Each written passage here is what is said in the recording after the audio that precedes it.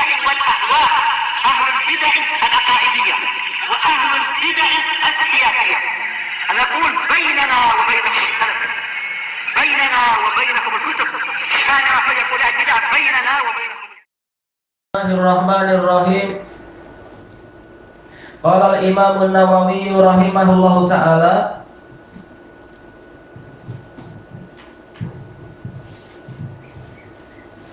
Al-Hadisus Salis wasitun ba'da sitimi'ah 663. Ini sudah.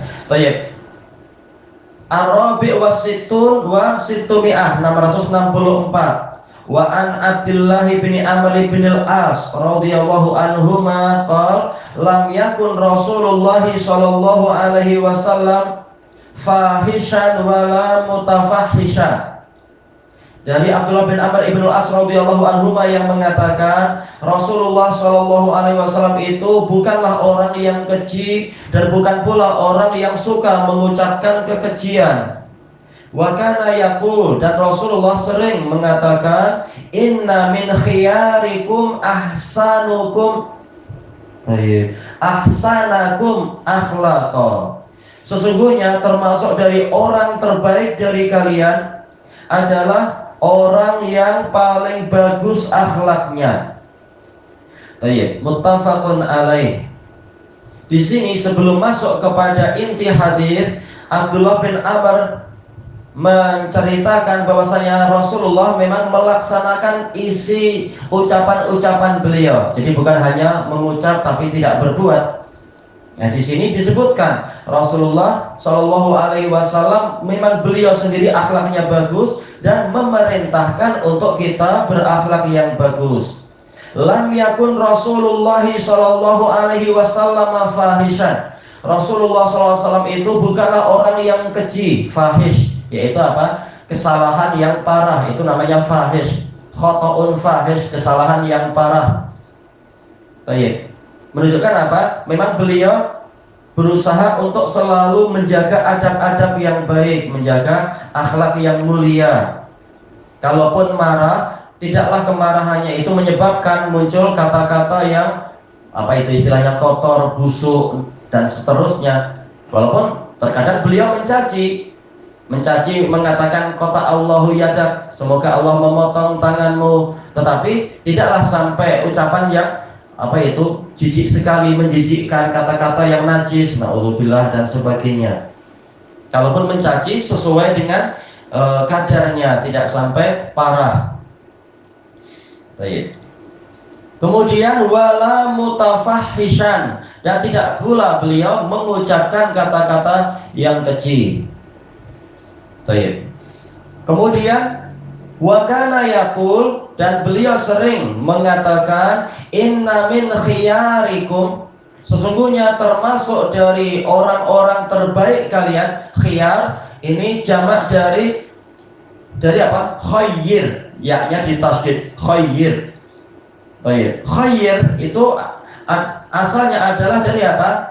Yaitu sahibul yaitu apa? Al-akhyar, orang yang terbaik. Kemudian apa? Jadi semula akhyar lalu jadi apa? Khayyir. Kalau khair itu sendiri adalah terbaik, khair dari akhyar. Tapi orangnya, isim fa'ilnya adalah apa? Akhyar.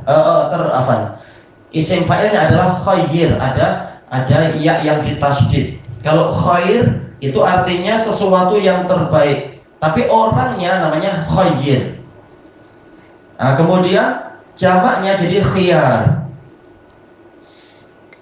Khiyar wazan fi'al seperti rijal.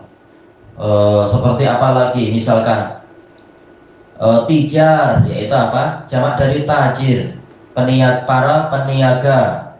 Nijar, yaitu para tukang kayu dan seterusnya. Khiyarikum, yaitu orang-orang yang terbaik. Min khiyarikum, termasuk dari orang-orang yang terbaik adalah apa? Ahsanakum akhlaqa. Ahsana bukan ahsanu, karena apa? Ada inna di depannya. Berarti asalnya apa? Inna ahsanakum akhlaqa min khiyarikum. Asalnya seperti itu. Isim innanya Asalnya tentunya apa? Setelah inna ahsanakum. Sesungguhnya orang yang terbaik dari kalian dari sisi akhlaknya min khiyarikum, itu termasuk orang yang terbaik secara mutlak. Tapi kemudian isim innanya diakhirkan untuk memberikan penekanan pada apa ini? Khiyar. Karena orang suka untuk menjadi nomor satu. Setiap orang suka untuk mampu mengalahkan orang lain, mampu menjadi nomor satu, itu menjadi juara dan seterusnya. Maka Rasulullah Shallallahu Alaihi Wasallam dan beliau tahu karakter manusia yang suka menjadi yang terbaik, maka beliau tampilkan khobarnya lebih dulu. Kalau kalian ingin jadi orang terbaik, jadi orang yang paling nomor satu, orang yang top, di puncak paling tinggi, paling atas, maka apa? Ahsanakum akhlaqa. Berarti kalian wajib menjadi orang yang paling bagus akhlaknya. Kalau ingin nomor satu, maka kuncinya di sini. Baik. Makanya dalam dalil-dalil yang lain menunjukkan bahwasanya yang paling berat di dalam timbangan adalah akhlak yang bagus, husnul khuluq. Itu yang paling berat dalam timbangan. Berarti kembalinya memang pada akhlak. Demikian pula orang yang paling dekat dengan Allah, berarti apa? Paling tinggi nomor satu sudah kalau paling dekat dengan Allah. Maka dia wajib menjadi orang yang akhlaknya bagus. Makanya contohnya adalah sabda Rasulullah Shallallahu Alaihi Wasallam, Inna awlan nasi billah man bada'akum bisalam. Orang yang paling dekat dengan Allah dari kalian adalah orang yang memulai salam. Walaupun ini mustahab, tapi kalau ingin paling tinggi maka kerjakan yang mustahab tadi. Dan nanti ada hadis-hadis yang lain yang memberikan semangat seperti itu. Kalau ingin jadi nomor satu, akhlak kalian juga wajib nomor satu. Tatkala yang paling tinggi secara mutlak dari para makhluk Allah adalah Nabi Muhammad Shallallahu Alaihi Wasallam, tahulah kita memang beliau adalah akhlaknya paling bagus seperti dalam hadis-hadis yang kita lewati. Karena Rasulullah SAW ahsanan nasi khuluqa. Rasulullah SAW adalah orang yang paling bagus akhlaknya. Baik. Nah, dari sini tahulah kita tentang pentingnya masalah akhlak. Jangan cuma mengatakan, ya saya tahu lidah saya kasar, ucapan saya buruk, tetapi engkau harus tahu hati saya baik. Tak boleh macam itu. Tapi apa? Sebagaimana hati itu wajib beribadah dengan apa? Menjadi hati yang baik. Lidah juga wajib beribadah dengan apa? Mengucapkan yang baik-baik. Allah Ta'ala berfirman, wa qulu linnasi husna, dan ucapkanlah yang baik-baik kepada umat manusia. Baik. Dan juga Allah Ta'ala berfirman, wa qul li ibadi yaqulul lati hiya ahsan. Katakan kepada para hambaku, wahai Rasulullah, hendaknya mereka mengucapkan kata-kata yang terbaik.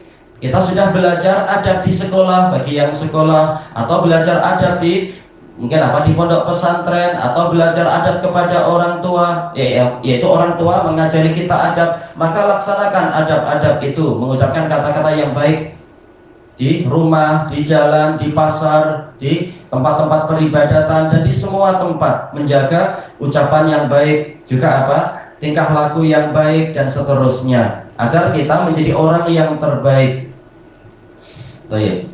Sekarang pertanyaannya di sini polanya adalah pola pujian.